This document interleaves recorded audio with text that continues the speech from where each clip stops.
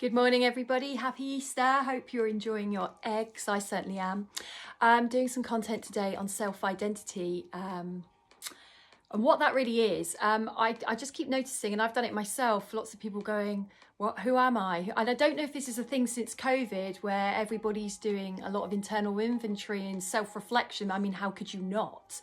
And everybody's beginning to collectively question their existence. What are they doing? Are they happy with what they're doing? They might have been happy with it 10 years ago, but as you evolve as a human being, you may find that what you set your life up to be is no longer sustaining you on some kind of level or fulfilling you or making you happy. And that can be with the people around us as well. That can shift them towards us towards them. And it can be quite an unsettling thing. And it really comes down to our identity. And I go on about conditioning a lot because we are all conditioned, whether it's society, whether it's family, whether it's our belief system that we've inherited, that we've never even questioned. And what happens through life is with our conditioning, we live a certain life.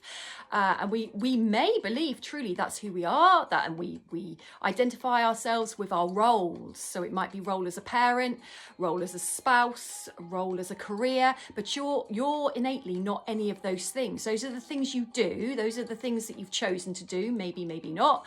Those are the things that you've signed up for on some level. But does that mean that's who you are? You're still an individual outside of all those roles. And I can never emphasize that enough. And it can take a little while to get our heads around that. When we do start to ask those big questions about identity, which is basically who am I, it can be petrifying, it can be alarming, it can suddenly make us look at our life and go, oh, what am I going to do? I'm not living my true authentic life, which is what your identity is.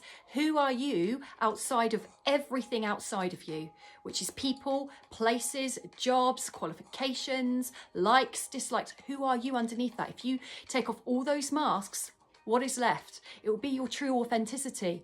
And I struggle to explain to people what I mean about being your true authentic self, your genuine true self. I find it really hard to articulate. So forgive me if I'm not coming across clearly.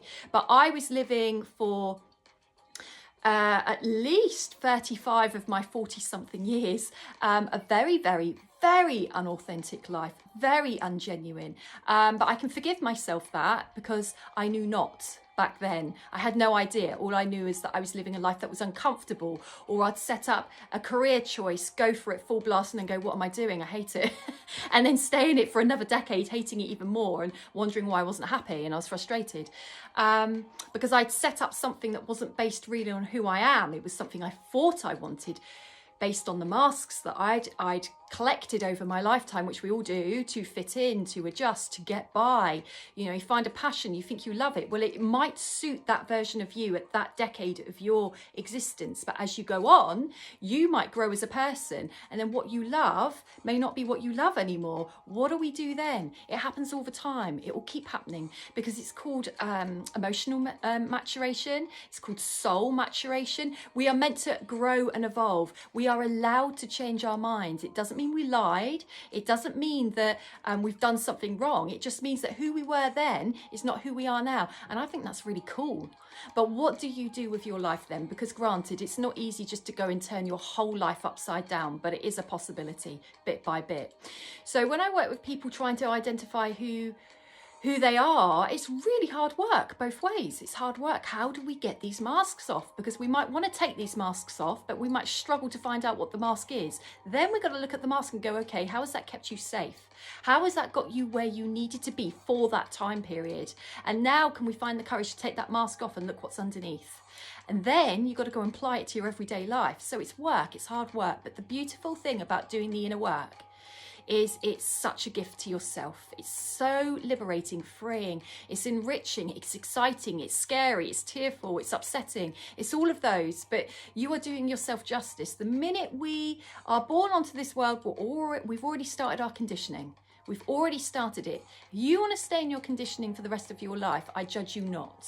I nearly did that and I got quite comfortable with it until I got too uncomfortable and had to do something, and I still didn't know what that was and didn't know it was conditioning and that I wasn't living my true life, and that I picked up all these masks and all these different places that I'd lived, all these different relationships I'd had, all these different careers I thought I was going to do.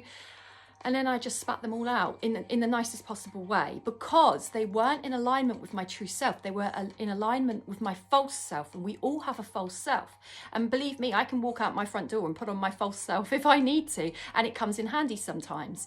But do I want to live that all the time? No. Would I still like to know who I truly am inside, regardless of what I present to the world? Yes. Because this is where my life started to go into flow, into abundance on all different levels, because I started being honest with myself. Doesn't mean you're being dishonest, but I mean, how can you be honest if you don't know what you're being dishonest about? It's not about dishonesty. It's about, can I love myself enough to be free and be my true self?